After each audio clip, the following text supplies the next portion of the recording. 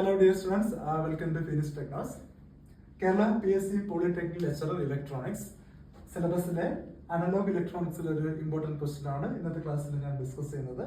Question ഇതാണ്: consider the circuit Sean below assuming the given operation amplifier is ideal and the diode cutting voltage is 0.7 volt. What is the value of the output voltage measured at this particular node? Okay, ഇവിടെ ഒരു operation amplifier based circuit തന്നിട്ടുണ്ട്. അതിന്റെ output voltage ആണ് നമുക്ക് find ചെയ്യേണ്ടത്.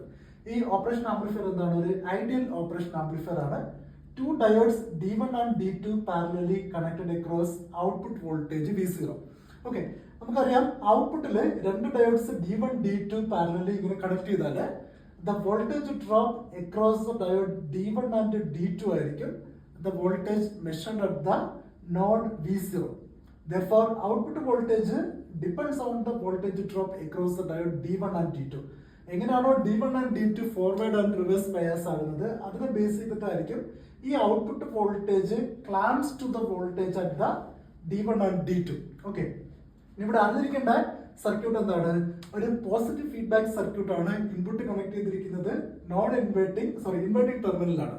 ഇവിടുത്തെ feedback എന്താണ്? ഒരു പോസിറ്റീവ് ഫീഡ്ബാക്ക് ആണ്. Therefore, ഈ സർക്യൂട്ട് എന്തായിട്ട് വർക്ക് ചെയ്യും?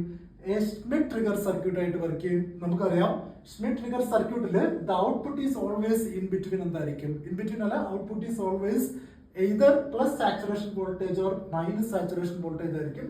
Therefore, the given operation amplifier is a positive feedback circuit ആയതുകൊണ്ട് നമുക്ക് പറയാം the voltage at this particular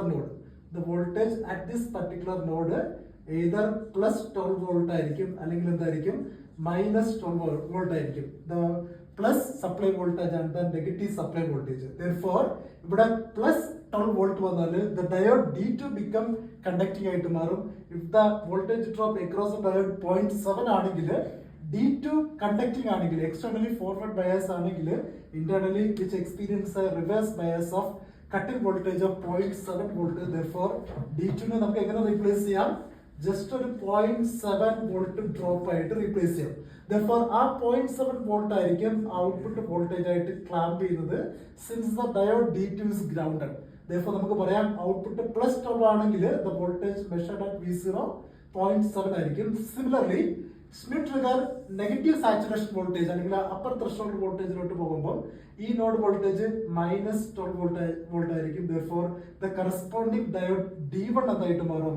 conducting ആയിട്ട് മാറും. Therefore, again the diode D1 externally ഒരു ഫോർവേഡ് ബയാസ് കൊടുത്താൽ ഇന്റർണലി എന്തായിട്ട് മാറും? 0.7 volt of reverse bias ആയിട്ട് മാറും. Therefore, the voltage measured at the point V0 again become എന്തായിട്ട് മാറും?